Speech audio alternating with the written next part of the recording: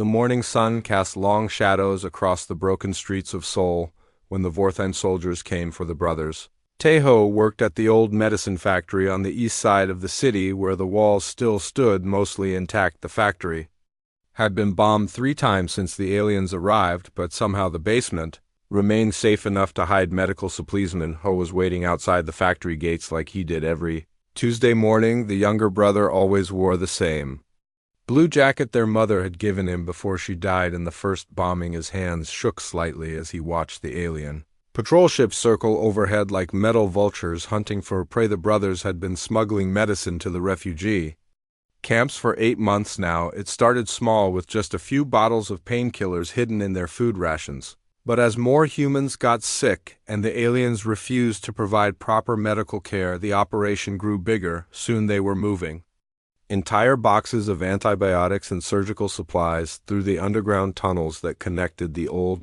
subway system. Taeho emerged from the factory carrying what looked like a normal bag of rice, but Minho knew it contained enough medicine to save 50 lives. The older brother had learned to walk casually, even when carrying contraband. His face showed no emotion as he approached the younger man. Today felt different, though. The alien patrols were more active than usual, and there were twice as many soldiers on the streets. Something had changed overnight, but neither brother knew what. The Vorthens had been planning something big for weeks, and the humans could sense the tension building like storm clouds gathering before lightning strikes. They walked through the ruins of Myeongdong district where fancy shops once sold expensive clothes and jewelry. Now the buildings were hollow shells filled with frightened families who had nowhere else to go. The brothers moved quickly, but not too quickly, because running would attract attention from the floating surveillance drones that watched every corner of the city. The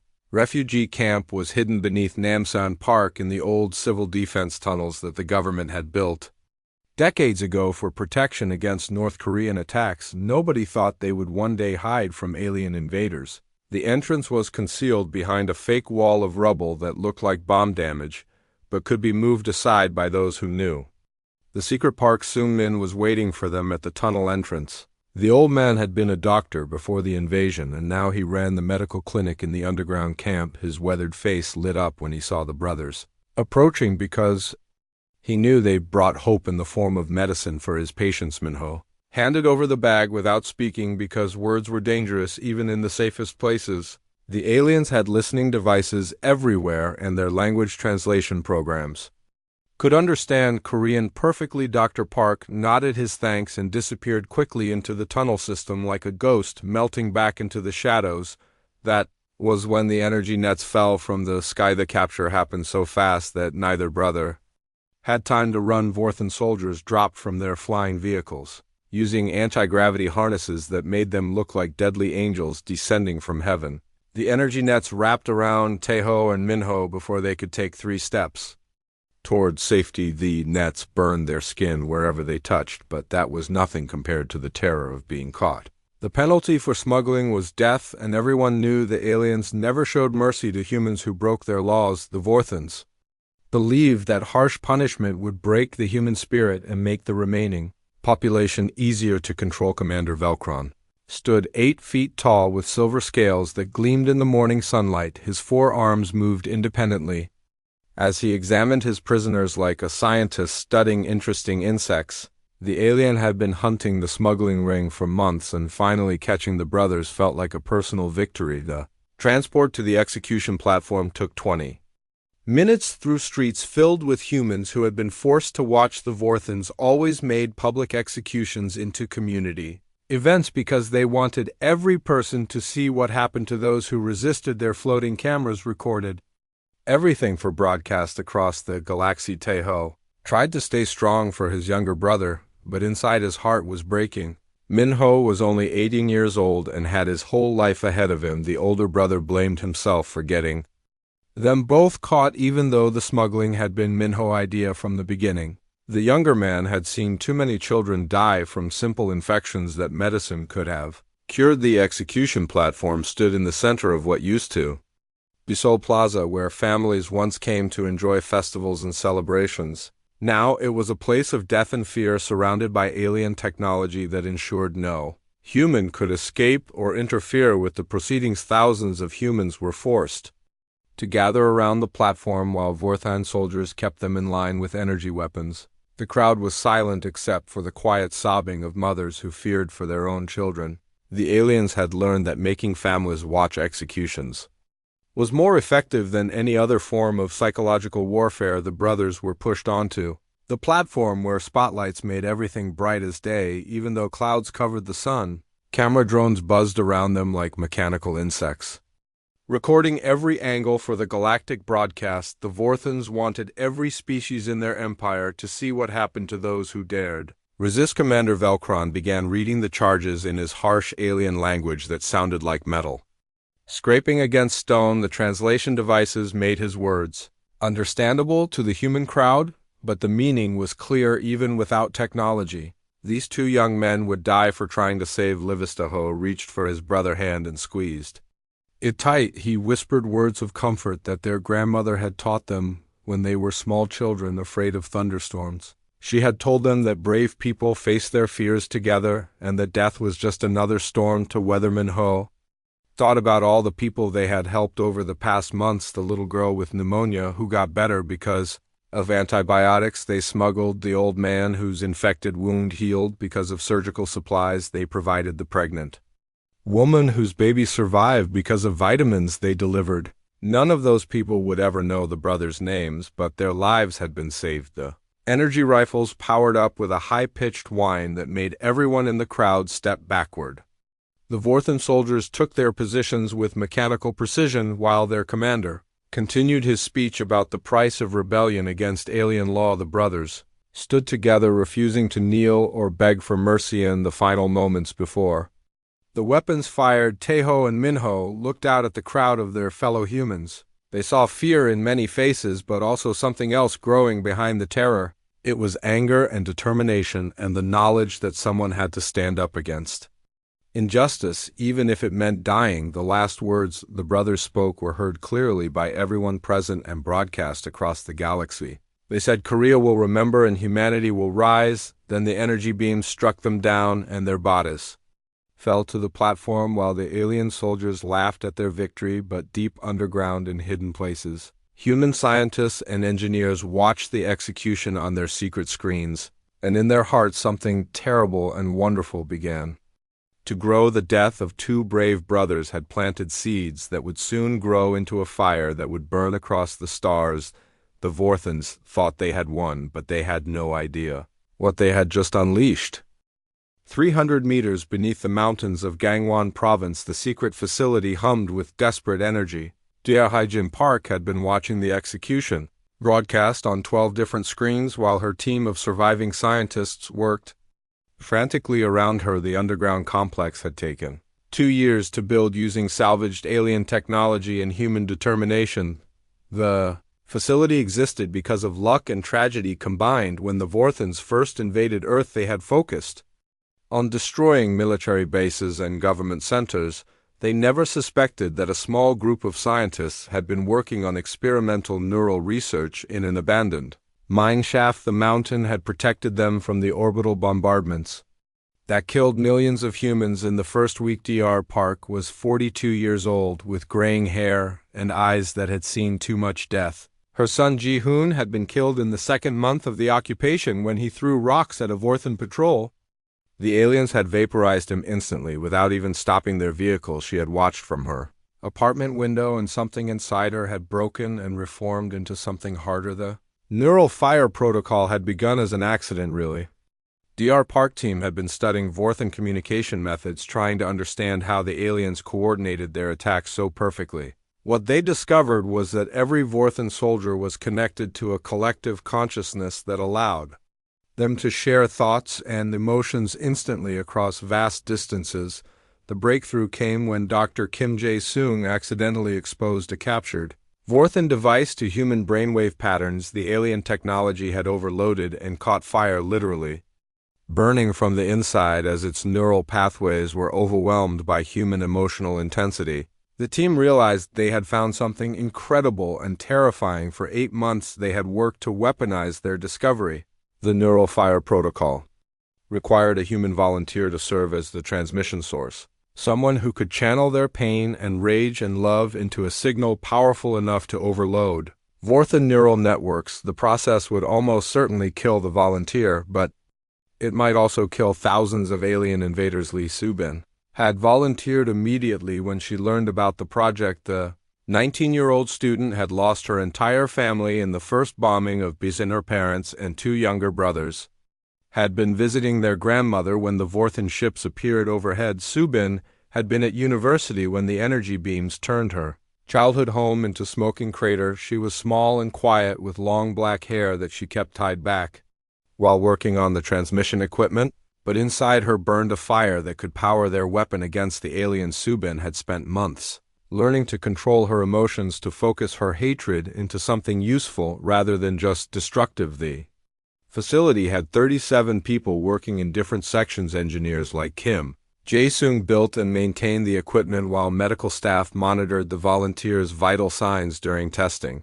Other scientists worked on targeting systems and communication networks that would deliver their weapon to Vorthan forces around the world. They called their home Phoenix base because they hoped to rise from the ashes of humanity. Defeat. The name had been Subin idea and everyone agreed it fit perfectly. They were building something that would either save their species or destroy what remained of human civilization.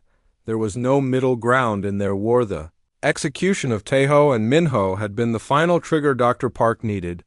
She had been waiting for the right moment to launch their attack, and watching those brave brothers die on live broadcast convinced her that the time had come. The Vorthans thought they were demonstrating their power, but they had actually provided the perfect target. Commander Velcron forces were still celebrating on the execution platform when the Phoenix-based targeting systems locked onto their position. The alien soldiers were broadcasting their victory across the galaxy, which meant their neural networks were fully active and vulnerable to attack. Every Vorthan connected to the collective consciousness would receive their deadly gift. Subin lay connected to the transmission device that looked like a combination of alien technology and human medical equipment. Dozens of cables ran from the machine into neural interface ports that had been surgically implanted in her skull.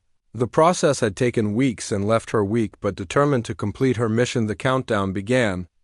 At exactly 7 minutes after the brothers' execution ended, Dr. Park had calculated that they needed to strike while the Vorthan celebration was still being broadcast live across their empire. The timing had to be perfect because they would only get one chance to use their weapon. Jae-sung worked at his control station, monitoring power levels and transmission frequencies. His hands moved quickly across controls that he had helped design and build.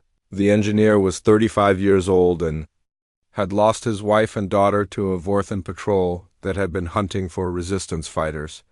The other team members took their positions around the facility. Some monitored alien communication channels while others watched for signs that their location had been discovered. If the Vorthans detected the transmission source, they would certainly destroy Phoenix Base with orbital bombardment within minutes. Subin closed her eyes and began to focus on her memories of loss and pain. She thought about her family and how they had died screaming in the bombing.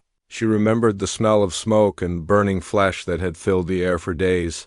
After the attack, she channeled her grief into rage and her rage into something pure and deadly. The transmission equipment powered up with a sound like thunder rolling through the mountain. The neural interface cables grew warm as they carried Subin emotional patterns into the alien technology that would broadcast her pain across the galaxy. Her vital signs spiked as the machine began to drain her life force. Dr. Park watched the countdown timer reach 0 and gave the command to fire. She thought about her son and about Taeho and Minho and about every human who had died under Vorthan rule. In 8 minutes and 12 seconds after the execution ended, Subin screamed and the neural fire protocol activated. The signal burst upward through hidden transmitters built into the mountain peak. It traveled at the speed of light toward the Vorthan forces still gathered around the execution platform in Seoul. The message it carried was simple and devastating. Human emotions were too intense for alien minds to process safely. Subin body convulsed as the machine pulled her consciousness into the transmission. Her scream echoed through the facility as her brain patterns were converted into a weapon that would spread through the Vorthen collective like wildfire, the young woman had known she would die, but she smiled as darkness took her above ground in soul. The lead Vorthen commander suddenly staggered as the signal reached his neural implants. The alien pain receptors in his brain began to overload as they tried to process human emotional intensity. His silver scales started to smoke as his neural pathways burned from the inside. The effect spread instantly through the collective consciousness. Every Vorthen soldier connected to the network received the deadly signal and began to experience the same neural overload. Their perfect coordination became their weakness as Subin dying thoughts raced through their shared minds like poison in Phoenix Base. The scientists watched their monitors in amazement and horror. The neural fire protocol was working better than they had dared hope. Vorthen forces around the world were collapsing as their brains literally caught fire. The alien empire's greatest strength had become their fatal vulnerability. Dr. Park felt tears streaming down her face as she watched the aliens die. She thought about her son and Subin, and all the humans who had sacrificed everything for this moment. The neural fire was spreading across the galaxy and nothing would ever be the same. Commander Velcron felt the first burning sensation behind his eyes. Exactly 8 minutes and 12 seconds after the human brothers had died on his execution platform, the Vorthen leader was still addressing the galactic broadcast when the neural fire signal reached his brain through the collective consciousness network that connected every soldier in his command. The pain started as a small burning feeling like looking directly at a bright star. Then it exploded through his neural pathways. Like liquid fire poured into his skull, the commander's forearms flailed wildly as he tried to claw the agony from his head. His silver scales began to smoke and crack as his brain literally overheated from processing human emotional intensity. The humans forced to watch the execution saw their alien oppressors stagger backward while making sounds they had never heard before. The Vorthen scream was like metal tearing combined with the cry of a dying animal. The crowd stepped back in fear and confusion as the mighty commander fell to his knees clutching his smoking head. But Velcron's suffering was just the beginning. Through the neural network that allowed Vorthen forces to coordinate perfectly across vast distances, the burning signal spread to every connected soldier on the planet. In military bases from Tokyo to London, alien troops suddenly collapsed as their minds caught fire from the inside. Lieutenant Zachmore was leading a patrol through the ruins of New York when the signal reached him. The young Vorthen soldier had been connected to the collective for only 6 months. Since his promotion and his neural pathways were not strong enough to resist the human emotional overload, his head exploded in a shower of silver blood and brain tissue. In the London occupation headquarters, Captain Velshon was reviewing prisoner lists when her vision went white with pain. She had time to realize that something was terribly wrong before her neural implants overloaded and her consciousness was burned away. The Vorthen officer fell forward onto her desk while smoke poured from her ears. The pattern repeated across every continent as the neural fire spread through the collective consciousness like a plague. Each dying Vorthen passed the signal to others until entire battalions were writhing on the ground in agony. The aliens' perfect communication system had become their death sentence. Dr. Park watched the global effect from her underground facility through hacked satellite feeds. The alien command centers that had controlled Earth for 3 years were now filled with smoking corpses. As the Vorthen occupation force died in synchronized agony, her team cheered as they realized their weapon had worked beyond their wildest hopes. In Seoul, the crowd around the execution platform stood frozen in shock as they watched their oppressors burn from within. The Vorthen soldiers who had laughed at the brothers' deaths were now screaming and clawing at their own faces while their brains cooked inside their skulls. 8-year-old Kim, So Young, had watched the aliens kill her father 2 months ago, and now she saw them dying in return. The little girl did not understand the science behind what was happening, but she knew that somehow the bad aliens were getting punished. She started clapping, and soon other children joined her. The adult humans were more cautious because they had learned to fear Vorthen retaliation. But as they saw alien after alien collapse, they began to realize that something fundamental had changed. The creatures that had seemed invincible were dying right in front of them, and no Reinforcements were coming to help Commander Velkron manage to sever his connection to the collective network. Just before the neural fire could kill him completely, half his face was burned and scarred and his left eye had melted from the heat, but he was alive. The Vorthan leader looked around at his dead soldiers and felt something he had never experienced. Before fear, the surviving humans began to move closer to the platform where the alien bodies lay smoking. Some picked up dropped weapons, while others simply stared in amazement. One old woman walked up to a dead Vorthan soldier and spat on the corpse. Before walking away without saying a word, news of the alien death spread through Seoul faster than the authorities could control it. Hidden cameras had recorded the entire event, and within minutes, the footage was being shared through secret communication. Networks that the resistance had built over 3 years of occupation in underground shelters and hidden camps across the city. Humans watched the videos on small screens, while tears streamed down their faces for the first time since the invasion. They had seen their enemies die, and it filled them with something they thought they had lost forever: hope. The Vorthan response was swift and brutal. Orbital bombardment ships began targeting any area where resistance activity was suspected. Energy beams lanced down from space, turning entire city blocks into glass craters as the aliens tried to crush human hope through overwhelming violence. Something had changed in the human spirit. The fear that had kept them submissive for 3 years was being replaced by anger and determination. Every bombing created new martyrs, and every martyr inspired others to join the fight. The neural fire had done more than kill alien soldiers. It had ignited human courage in the mountains of Jeju Island. Former Special Forces soldier Park Dong-woo gathered his fighters around a small fire. The grizzled veteran had been waiting 3 years for a sign that resistance was possible. Now he had his proof, and he was ready to lead his people into battle. Dong-woo team consisted of farmers and students and office workers who had lost everything to the alien occupation. They had no advanced weapons or military training, but they had something the Vorthans could not understand or defeat: the human refusal to surrender. 16-year-old Song Yoonji led a group of teenagers through the underground tunnels beneath Bisan. The young woman had watched her parents die in the first week of occupation and had spent 3 years learning every passage and hidden route in the city sewer system. Her team carried explosives made from salvaged alien technology and human ingenuity. They moved like ghosts through the darkness, striking supply convoys and communication centers before vanishing back into the maze of tunnels they called home. The aliens tried to flood the tunnels, but the humans had prepared for that. They tried to use poison gas, but the resistance had stolen breathing equipment from Vorthan supply depots. Every countermeasure the aliens employed was met with human adaptability and determination across the planet. Similar scenes played out as the news of the neural fire spread.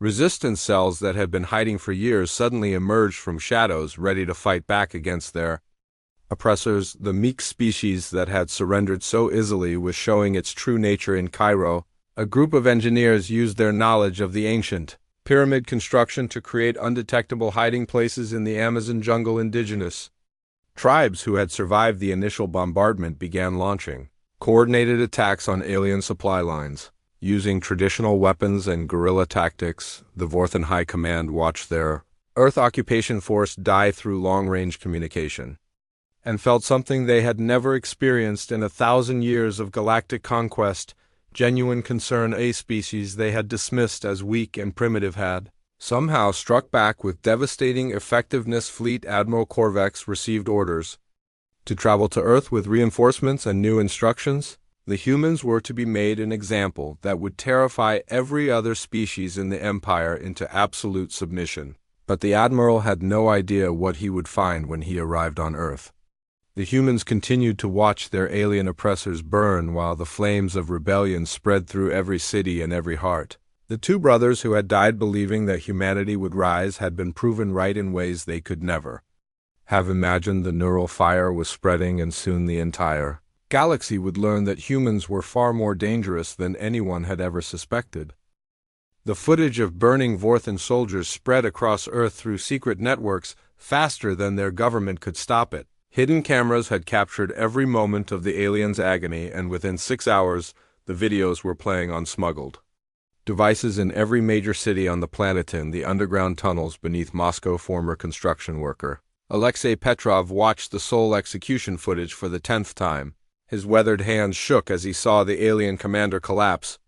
In flames, the Russian had lost his wife and 3 children in the first bombing and had been waiting 3 years for a chance at revenge. The resistance cell in the London ruins gathered around a small screen while their leader Sarah Chun translated the Korean words spoken by the dying brothers. She had learned the language during her university years before the invasion, and now those skills helped spread the message of human defiance in what remained of New York City. A group of survivors, huddled in the abandoned subway tunnels, watched the aliens burn while tears streamed down their faces. They had lived like rats in the darkness for 3 years, eating scraps and hiding from patrol drones. Now they saw that their enemies could die.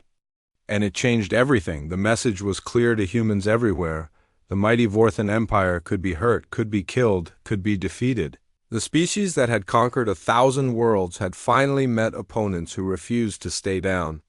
No matter how many times they were beaten, Park Dong-woo stood before his assembled fighters in the mountains of Jeju Island. The former Special Forces commander had spent 3 years gathering weapons and training volunteers for a war that seemed hopeless. Now hope burned in every face around the campfire as they watched alien soldiers die on repeat. His team consisted of 23 men and women who had lost everything to the occupation. There was Kim Min-seo, a nurse who had watched aliens refuse medical care to human children. There was Lee Jun-ho, a teacher whose students had been killed for asking questions about life before the invasion. They had crude weapons made from salvaged metal and stolen alien technology, but they had something far more valuable now. They had proof that resistance was possible and that their enemies were not invincible gods, but mortal beings who could be. Kim Dong-woo began planning their first real attack against the alien supply depot in Seogwipo. The facility contained food and medical supplies that were meant for human refugees, but the Vorthans used them as leverage to maintain control. His team would strike at dawn and show the world that humans could fight back in the sewers beneath. Bizan 16-year-old Song Eun-ji watched the execution footage with her team of teenage fighters. She had been 12 when her parents died and had spent 4 years learning to hate with the pure intensity that only children can manage. Her group called themselves the Underground Dragons, and they specialized in sabotage operations against alien communication networks. They moved through the tunnel systems like ghosts, carrying explosive devices and electronic jammers that disrupted Vorthan coordination. Ji had watched the neural fire spread through alien minds, and she understood something important about their enemies. The Vorthans relied on their collective consciousness to maintain control, but that same connection made them vulnerable to coordinated human attacks. She began planning a simultaneous strike against 12 communication towers across the city. If her team could disable them all at the same time, it would blind the alien forces and give other resistance cells a chance to attack supply convoys and patrol bases. The teenage fighter had learned electronics from old textbooks found in bombed libraries, and she had taught herself alien technology by studying captured equipment. Her innovations were crude but effective, and other resistance cells across the country were copying her designs. In the mountains near Seoul, Dr. Park's team worked frantically to improve their neural fire weapon. The first strike had been devastating, but they knew the Vorthans would adapt quickly and develop countermeasures. The aliens were not stupid, and they would not fall for the same trick twice. Engineer Kim Jae-sung studied the feedback data from their attack and realized they could make the weapon more selective. Instead of broadcasting indiscriminately, they could target specific alien units while leaving others alive to carry news of human capabilities back to their commanders. The psychological effect might be even more devastating than the physical damage. The Vorthan Empire had never faced an enemy that could strike at their most fundamental weakness, and the fear of future neural fire attacks would spread paranoia through their ranks. Dr. Park also worked on expanding their targeting capabilities.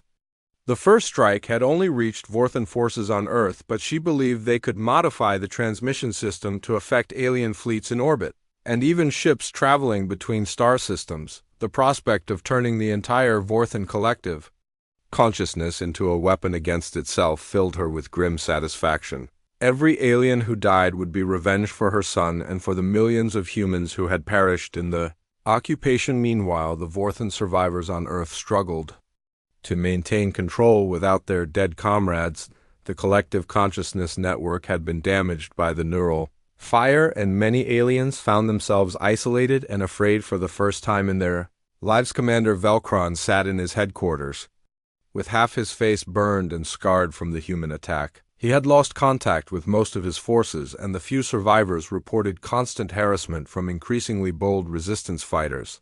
The alien commander tried to call for reinforcements from the orbital fleet, but many of the ships had also been affected by the neural fire. Their crews were dead or dying, and the vessels drifted powerless in space like metal tombstones marking Vorthan overconfidence on the ground. Human resistance cells emerged from hiding like flowers blooming after a long winter. Groups that had been dormant for years suddenly began coordinating attacks against alien positions. The fear that had kept them passive was being replaced by something far more dangerous. In Cairo, a team of engineers used their knowledge of ancient construction techniques to build undetectable weapon factories inside the pyramids. The aliens could bombard the surface, but they could not destroy structures that had stood for thousands of years. Amazon tribes who had survived the initial bombardment began using traditional hunting techniques against alien patrol units. Poisoned arrows and hidden traps proved surprisingly effective against enemies who had grown overconfident.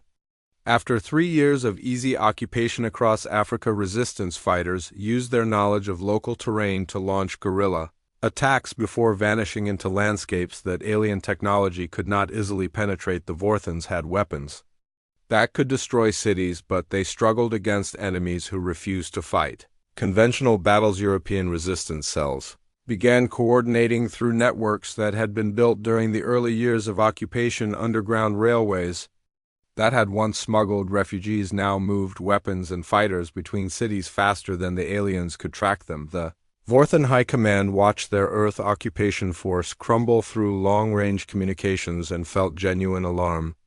For the first time in their species' history, a primitive world they had conquered easily was now fighting back with unexpected effectiveness. Fleet Admiral Korvex received emergency orders to travel to Earth with a full battle fleet and new weapons.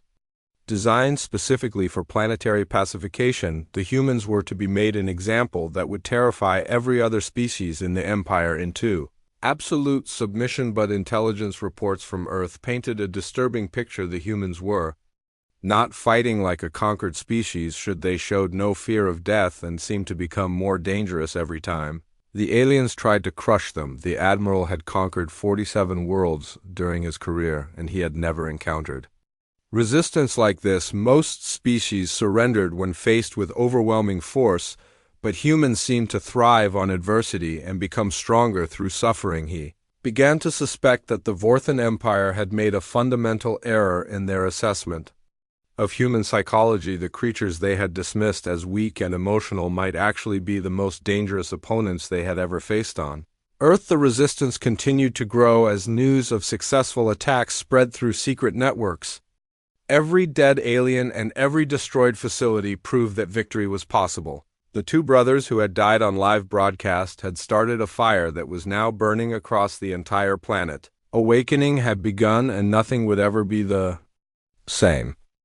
Fleet Admiral Korvex arrived at Earth with 200 warships and orders that made even his hardened crew uncomfortable. The Vorthan High Command wanted the human homeworld turned into a burning example that would terrorize every species in their empire for the next 1,000 years. The Admiral stood on the bridge of his flagship, looking down at the blue planet that had caused so much trouble. His 4 arms moved independently as he studied tactical displays showing human resistance activity across every continent. The primitive species had somehow managed to kill 60,000 Vorthan soldiers, and coordinated attacks. Korvex had conquered 47 worlds during his career, and he had never seen anything like the intelligence. Reports from Earth: most species surrendered when faced with orbital bombardment, but humans seemed to become more dangerous every time their cities were destroyed. The first wave of attacks began at dawn with energy beams that could melt mountains. Striking major population centers, the aliens wanted to crush human morale by demonstrating their overwhelming technological superiority.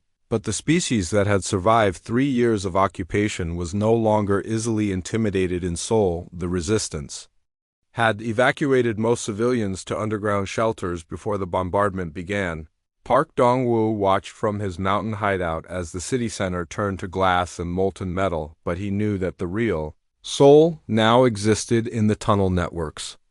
Beneath the surface, his team had spent months moving supplies and civilians into the old subway system and abandoned mines that honeycombed the mountains. The Vorthans could destroy the buildings, but they could not reach the people who had learned to live like moles in the darkness. Song Eun-ji led her teenage fighters through the sewer tunnels beneath Bison while energy beams lanced down from orbit. The 16-year-old had prepared for this moment by mapping every underground passage in the city and stockpiling weapons in hidden caches. Her group called themselves the Underground Dragons, and they specialized in hitting alien forces when they were distracted by bombardment operations. The Vorthans focused so much attention on their orbital strikes that they left their ground positions vulnerable to human sabotage. Captain Hyun-woo Choi had been training for Mars missions when the aliens invaded, and now he commanded a fleet of converted civilian aircraft that operated from hidden airfields in mountain valleys. His pilots were mechanics and taxi drivers and students who had learned to fly by stealing Vorthan shuttles. They had no advanced weapons or proper military training, but they fought with the desperation of people who had nothing left to lose. Choi led suicide attacks against alien orbital platforms, using cargo planes filled with explosives and volunteer pilots who never expected to return home. The space battles above Earth were brutal and one-sided, but the humans kept coming. For every makeshift fighter that the Vorthans destroyed, 2 more appeared, often crashing directly into alien vessels in attacks that took the enemy down with them. Admiral Korvax watched his tactical displays with growing confusion as human resistance increased instead of decreasing under bombardment. The species should have been begging for mercy by now, but instead they were launching more attacks than ever before. His intelligence officers reported that human morale was actually rising as their cities burned. The creatures seemed to interpret destruction as a challenge rather than a warning, and they responded by becoming more creative and dangerous in their resistance methods. Dr. Park team worked frantically in their underground facility as energy beams melted the mountain peaks above them. The neural fire protocol had been devastating, but they knew the aliens would develop countermeasures quickly. They needed something bigger and more permanent. Engineer Kim Jae-sung had been studying captured Vorthan technology for months, and he believed they could reverse engineer the alien collective consciousness network. Instead of just disrupting it, they could take control of it and turn the entire empire against itself. The project they called Phoenix Rising would require massive amounts of power and a transmission system that could reach across interstellar distances, but if it worked, it would free not just Earth, but every world under Vorthan control. The underground facility shook as orbital bombardment continued above them, but the team worked steadily through the tremors. They had learned to focus on their tasks while the world burned around them, because losing concentration meant losing the war. Lee Subin's sister Min Young had volunteered to be the transmission source for the new weapon. The 21-year-old student had watched her sister die, activating the first neural fire, and she was determined to complete what Subin had started. Min Young was stronger than her younger sister, and the medical team believed she might survive the Phoenix Rising process long enough to ensure the signal reached its targets across the galaxy. The young woman accepted the risks because she understood that millions of lives depended on their success. The bombardment continued for 6 days and nights until the surface of Earth looked like the cratered landscape of the moon. Major cities had been reduced to glass plains, and the orbital strikes had killed millions of humans, but the resistance continued to operate from underground stronghold. Skorvex received reports that human attacks were actually increasing despite the devastation. His ground forces were being harassed constantly by fighters who emerged from tunnels and disappeared before reinforcements could arrive. The aliens were losing more soldiers every day to guerrilla warfare. The Admiral decided to deploy biological weapons that would poison the atmosphere and kill every living thing on Earth. The High Command had authorized complete planetary sterilization if necessary to break human resistance once and for all, but As the Vorthan fleet prepared to release their bioweapons, something unexpected happened. Human fighters began appearing in space using vehicles that should not have been able to reach orbit. The primitive species had somehow developed interplanetary travel capability. Captain Choi led the attack using converted cargo ships and mining vessels that had been hidden in asteroid belts around Earth. His volunteer pilots had learned to modify civilian spacecraft with stolen alien technology, creating a ragtag fleet that could fight in deep space. The human ships were crude and poorly armored, but they carried weapons that the Vorthans had never seen before. Suicide bombers crashed into alien vessels while electromagnetic pulse devices disabled Vorthan targeting systems and communication networks. Admiral Korvex watched in amazement as his advanced warships were destroyed by humans flying garbage trucks and construction equipment. The aliens had superior technology, but they were fighting an enemy that refused to follow conventional rules of warfare. The battle raged for hours as human fighters swarmed around Vorthan ships like angry insects.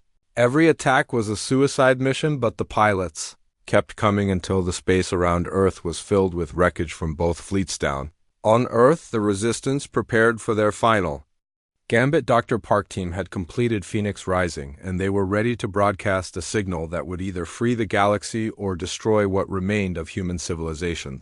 Underground facility powered up its transmission equipment while orbital bombardment continued above them. The mountain shook with each energy blast, but the hidden base remained intact thanks to its location. Deep beneath solid rock, Min-Young lay connected to the Phoenix Rising device while medical monitors tracked her vital signs. The young woman thought about her sister, Subin, and about the two brothers who had started this war with their brave deaths. She closed her eyes and began to focus on her memories of loss and love, channeling her emotions into something that could travel across the stars and reach every enslaved mind in the Vorthan Empire.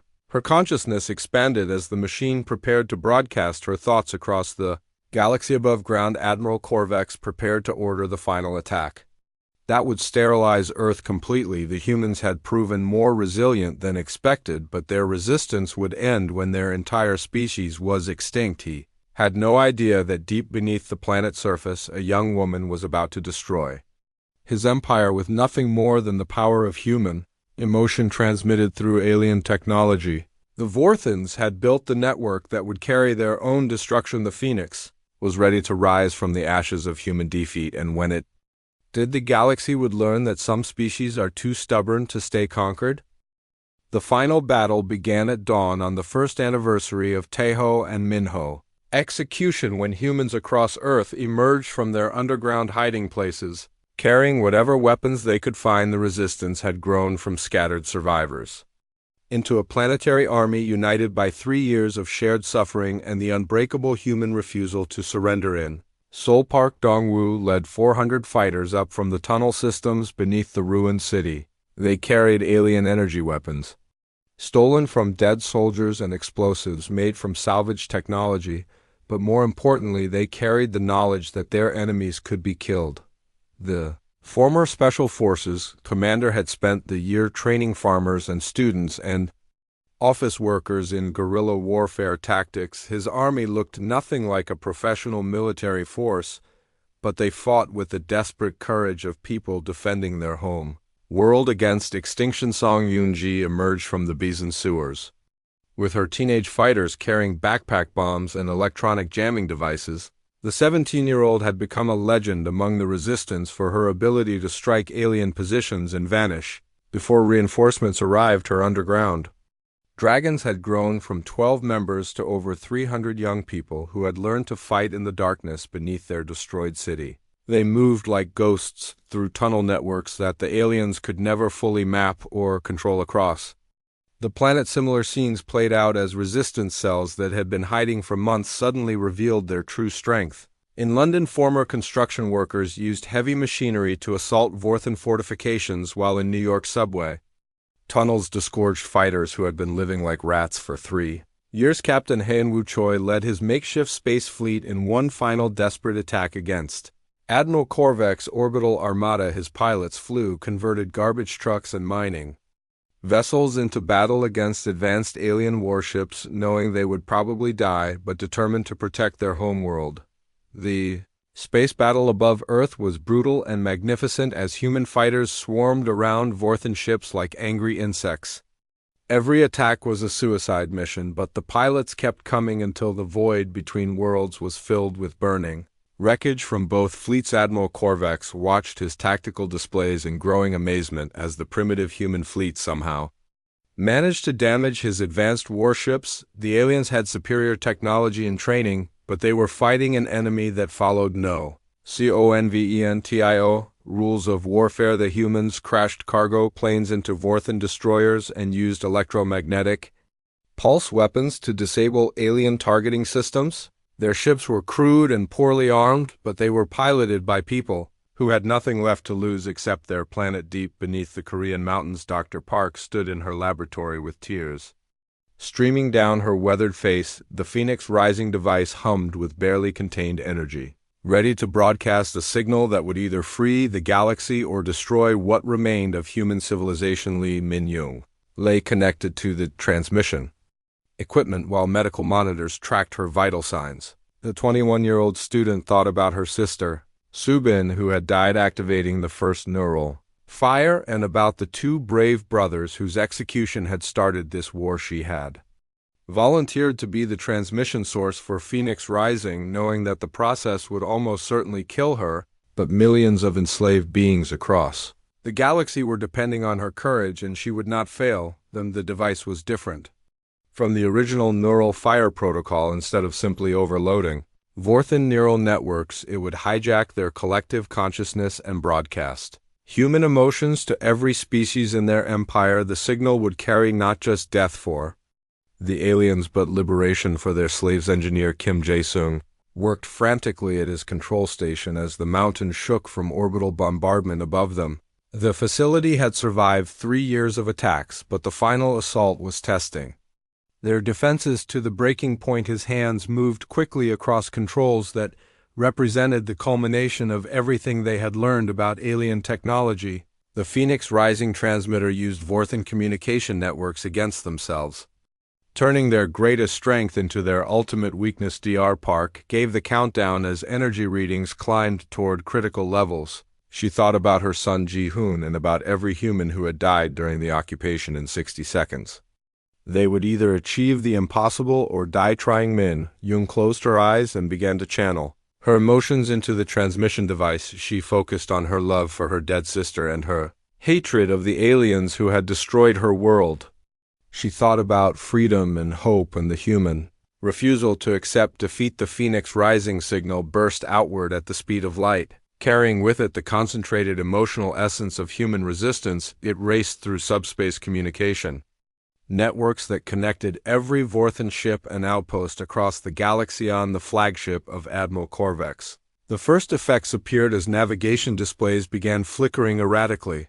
The alien commander felt a strange burning sensation in his neural implants as the human signal began to overload his collective consciousness connection. But Phoenix Rising was more than just another neural fire attack. The signal carried liberation frequencies that awakened suppressed memories in enslaved species across the Empire. Creatures who had forgotten their own names suddenly remembered what freedom felt like. On distant worlds, alien slaves began to rebel against their Vorthan masters as the Phoenix signal restored their independent thought. The empire that had been built on mental domination crumbled as millions of enslaved beings rediscovered their free will. The Vorthan collective consciousness network collapsed under the weight of so many minds suddenly breaking free from central control. Ships throughout the galaxy lost contact with each other as their crews died or fled in panic. Admiral Korvax felt his connection to the collective